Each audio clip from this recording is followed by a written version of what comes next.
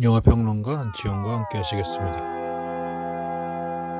정치 영화는 장르라기보다 내용이나 주제에 따른 편의상 분류이다. 범위를 잡기 나름이지만 생각보다 정치 영화가 많다.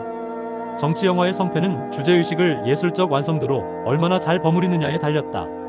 정치의식과 예술적 완성도가 덜어 상충할 때가 있어 감독이 고심을 거듭할 가능성이 크다. 이란의 모함마드 라술로프가 각본과 연출을 맡은 신성한 나무의 씨앗은 히잡 반대 시위를 다룬, 말하자면 본격 정치 영화다.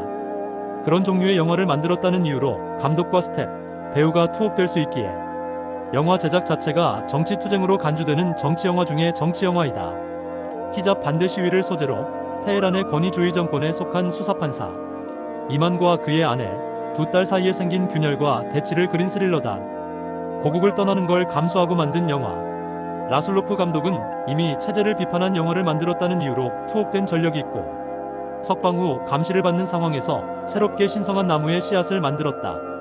영화를 마무리한 라술로프 감독이 영화를 발표하고 또 감옥에 가지 않으려면 망명할 수밖에 다른 선택이 없었다. 칸 영화제에서는 이 영화 상영을 마치고 15분가량의 기립박수를 보내 그의 용기를 격려했다. 칸 영화제는 또한 이 영화를 위해 심사위원 특별상이라는 새로운 상을 만들어 수여했다.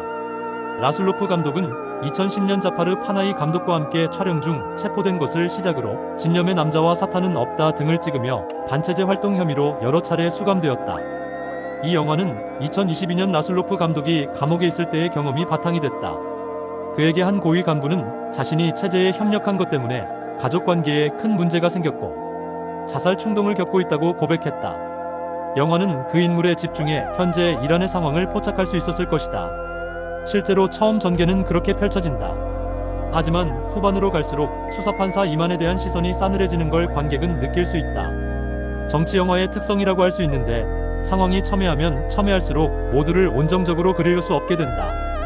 그럴 때 실존은 절대 본질에 우선하지 않는다. 정치 상황이 악화하고 정치적 대립이 격화하면 회색이 사라지고 흑과 백이 두드러지고 모두를 둘 중 하나로 편입한다. 그리하여 흑백 중에서 선택하게 되는 게 격변기의 현실이다. 역사에서 흑과 백 말고는 고를 게 없는 순간에 인간이 가장 고통받고 더불어 역사가 발전할 힘을 얻는다는 역설이 발현한다. 전제는 그가 역사적 인간이어야 한다는 점이다. 이러한 현실을 영화가 반영하려면 대치가 격해지는 구성이 불가피하다.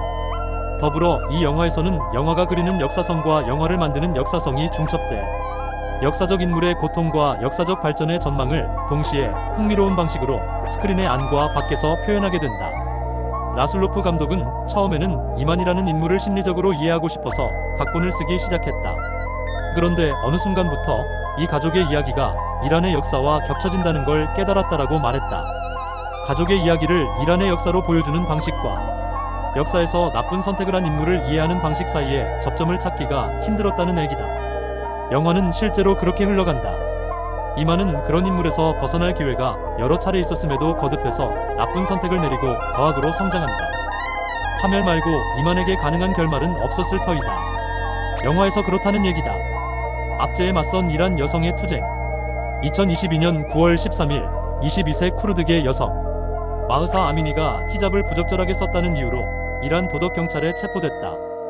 구금 중에 마흐사가 사망했고 경찰은 심장마비라고 발표했다. 이란인 중에서 아무도 경찰의 발표를 믿지 않았다. 한국인에게는 1987년 박종철 고문치사 사건이 일어났을 때 당국에서 탁하고 책상을 치니까 억하고 죽었다고 발표한 기억을 소환한다.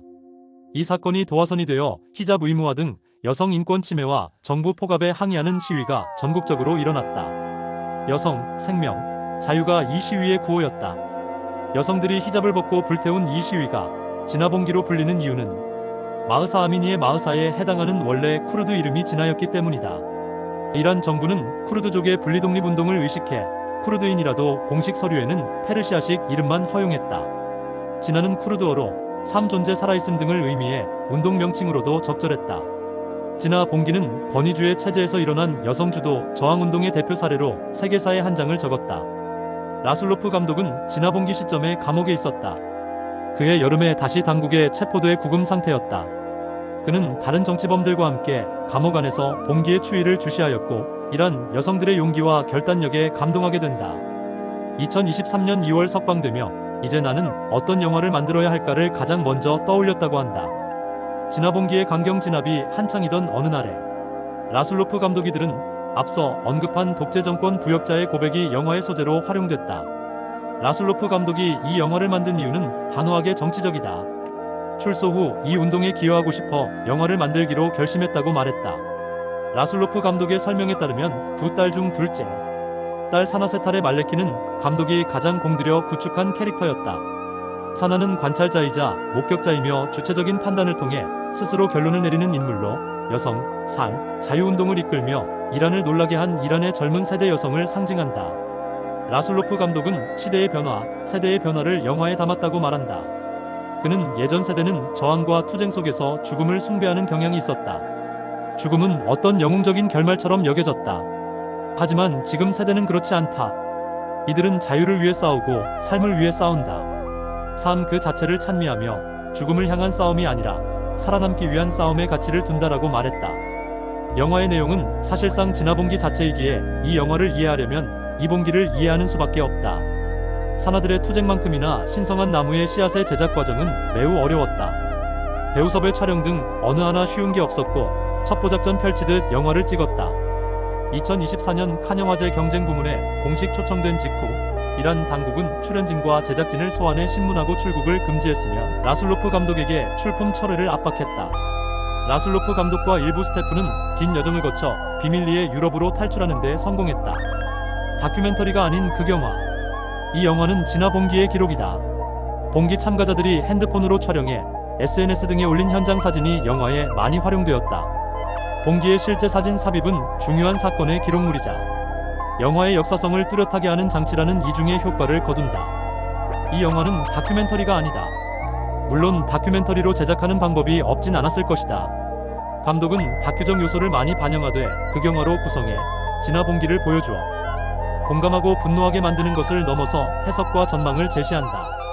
다큐멘터리는 그 자체로 효용을 갖지만 다큐멘터리 이상으로 접근하려면 상징과 은유로 사건을 해석하고 미래의 희망을 이야기하는 극영화의 방식이 필요하다. 여기서는 극영화라고 해 비비꼬아서 만들 이유가 없다. 캐릭터의 역할이 뚜렷하다. 가족의 화해 같은 쉽게 상상할 법한 결말은 아니하다. 이만의 몰락은 역사의 필연이기에 반드시 담아내어야 했다. 대미를 표현하며 감독이 염두에 둔 것은 악의 몰락과 선의 승리이어야 할 텐데 그 승리가 거저 주어지는 것이어선 곤란하다. 사나들의 주체성과 이만들의 자기 몰락을 담아내되 사나들에게 도덕적 우월성을 잃지 않게 하는 감독의 고민이 결말에 담겼다. 사나가 총을 훔치고 사용하도록 한 설정은 역사의 진보는 거저 주어지지 않으며 주체적인 결단과 실천이 중요하다는 전언이다. 그럼에도 역사의 전환점이 된 중대한 전환은 우연의 도움을 받곤 했다. 우연은 이 영화가 말하듯 주체의 필연적 한거 몸짓에 깃든다는 얘기가 사족이 될까?